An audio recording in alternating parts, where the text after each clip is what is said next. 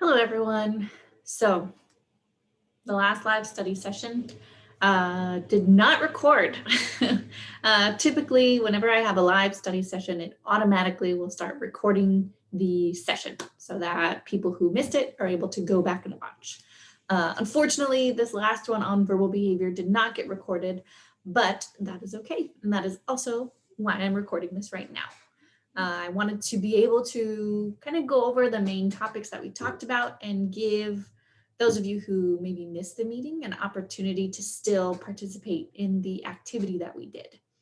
So we actually did two different activities. The first one we did was a Kahoot, which I will be linking below this video. So you can click the link, take the Kahoot quiz on your own. It should still be fun and engaging. The only thing it might not have are explanations, which is what I did provide live. So to help supplement that, I'm going to be creating an additional quiz within the Thinkific learning platform that when you do take that quiz, it will give you answer feedback.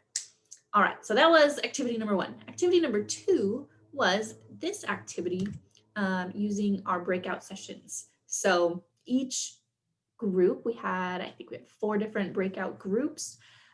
Each group had their own slide, their own table with questions on it. So for example, this was my example, but we had 3 simple questions of, this is the stimulus or antecedent, the controlling variable, this is the response, and then you were tasked with figuring out which verbal operant it was. And now it could have been amand, tact, echoic, intraverbal, imitation, textual, transcription.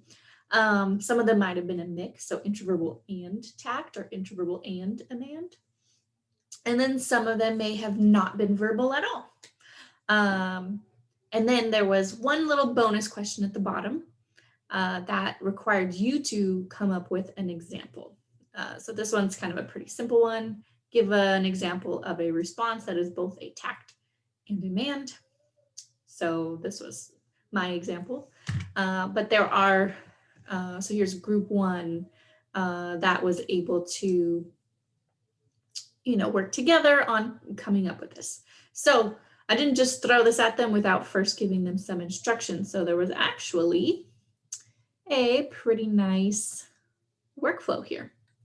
Here, let me get the presentation mode going so we can see it full screen. All right, so here's the verbal behavior classification flowchart. So this is what I've created. It's based, if you can see below, based on the chart that is in the Cooper, Heron, and Heward book. And this is a flowchart to help you remember or help you work through figuring out what verbal operant something is. So you're basically going to ask yourself this series of questions, and depending on your answers, you will come up with either mand, tact, intraverbal, one of these duplic options or one of these codic options. So the first question is the controlling variable a motivating operation? If the answer is yes, it's a mand. Done. If the answer is no, then you move on to the next question. So is the controlling variable a nonverbal stimulus? If the answer is yes, then it's a tact. And when I say nonverbal stimulus, I mean something that's in the environment. You can use any one of your senses to sense it. And it's not something that is verbal. And again, if you watched the previous video, verbal is any behavior that is reinforced through the mediation of another person. So me asking my mom, can you make me dinner? That's a verbal behavior. I'm asking for dinner, and the reinforcement that I get from that behavior is going to be dinner that my mom gives me. Now, if I was just to say out loud, I don't know, like if I just wanted dinner, I could make it myself. Like I could reinforce using, myself. But If I'm involving another person to gain access to that reinforcement, that's when it becomes verbal behavior.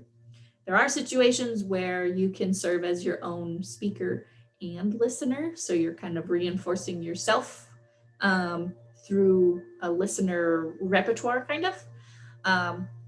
But the point is that original behavior was previously reinforced through another person. So you can't just be your own listener without previous learning history with other people, other listeners. All right, I hope that wasn't too confusing. If it was, leave a comment and I can help clarify it. All right, so nonverbal stimulus is anything in the environment that is not a form of communication from another person. So things like seeing a bird, seeing a cat, hearing the lawnmower that is going on outside my house right now, hearing an airplane go by, smelling baking cookies, tasting something sweet. You can even sense things that are going on, inside your body. That's still a part of your environment. It may be like an internal environment, but it's still the environment. So you can tact that you're feeling hungry, that you're thirsty, that something hurts. Those are all nonverbal stimuli in the environment. So when you ask, is the controlling variable a nonverbal stimuli? If the answer is yes, then it is attacked. And then you're done, you don't have to do anything else. But if it's not attacked, then you move on. So does the controlling variable have point-to-point correspondence with the response that we're analyzing? So if I say can and you say can, and we're analyzing your response, do you have point-to-point correspondence with what I say? Is what you say the exact same content as what I say? Is it the same words? If the answer is yes, then you're going to go on to this whole other bit down here. But if the answer is no, there is not point-to-point correspondence, the content of what you're saying is different than what I'm saying, then it's an intraverbal. And intraverbals, again, are those kind of fill in the blank, back and forth conversation style things, where I might say, hey, how are you? And you're going to reply, oh, I'm fine. So, oh, I'm fine. The content of your response is different than the content of my question. They're not corresponding. They don't have that point-to-point correspondence. So that's what makes it an intraverbal. Another example is, without talking about talking like this, you can do intraverbal behavior through text messaging, through email, sign language, reading, all of those sort of things. So there's lots of different modalities that intraverbal can be in. I might even say out loud to someone using my voice, and they may reply to me using sign language. That's still an intraverbal response, but only because of this point-to-point correspondence. That's what makes something an intraverbal. All right, so if there is point-to-point correspondence, if the content is exactly the same, then we're going to ask, does the controlling variable have formal similarity with the response? And formal similarity is now not about the content of what is being said. It is about the method, or the mode of what's being said. So am I using my voice? Am I using my hands for sign language? Am I using my phone for texting? So depending on what the mode is, will dictate which one of these it is. So if it does have formal similarity, if I used my voice and you used your voice, you're copying exactly what I'm saying, then that is an echoic. If instead of using our voice, we're using some form of body movement, then that is mimetic or imitation. Those are the same thing, AKAs. If like I'm a teacher and I'm writing something on the board or have something on my PowerPoint and you are taking notes and you're copying exactly what is written, so writing and writing, same form, then that is just called copy text. Very original. They didn't come up with a fancy name for that one. All of these, by the way, are underneath this umbrella called duplicate. I'm not sure if that specific term will come up on the test or if they want you to know the actual, echoic, mimetic, copy text. It's just probably good to know all of them. All right, so that's if there is formal similarity. The form is the same. The form is different, then it's going to be in this codic area. So textual. Can probably guess a little bit of what that might be, but it's where you're reading text. So I'm literally looking at this and I'm reading codic, textual, transcription. That is me engaging in textual verbal behavior. I am reading something that is written, and then I'm using my voice and saying it. That's textual. It's also textual if it was something written and then I use sign language to say the same content. So it's a different form. So instead of it being written, now I'm using my voice, or maybe I'm using sign language. The key is that it's not also written. Transcription is kind of like the flip side. So if I am, giving you a presentation and you are writing down what I say, that's transcription. The way I remember transcription is simply because in like courtroom shows or law shows, there's a scribe. There's somebody in the courtroom literally typing away everything that is being said.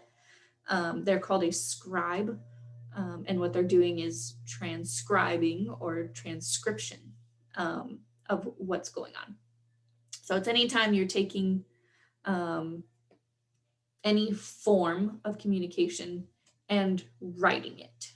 So any form that's not written already and writing it. I hope that makes sense. So this is the entire flow chart. This is available for you to download. You should see a download thing below this video. And then I'm also going to be including a downloadable worksheet where you can actually practice all of the same questions that were posed in the live session. That way you are able to get some practice because that is how you learn things. You have to practice it. All right. That's all I have for next week's video. If you are watching this during the week that this is released, or if you're not, then instead of next week's video, it's next lesson's video. It's going to be part 3 of the verbal behavior series, and it will be about assessment and intervention of verbal behavior. So how do you assess somebody's current verbal skills? How do you identify what needs to be worked on? And how do you develop teaching strategies or interventions for verbal behavior? So that's coming up next. If you have any questions about this video, please comment, please email, please post it in the Facebook. If you are watching this on YouTube and you're wondering what I'm talking about with downloadable stuff and quizzes, please head over to lizstudyhour.thinkific.com and enroll in the online learning platform. It's free, completely free. All right. Thank you all for watching. I will see you all in the next video.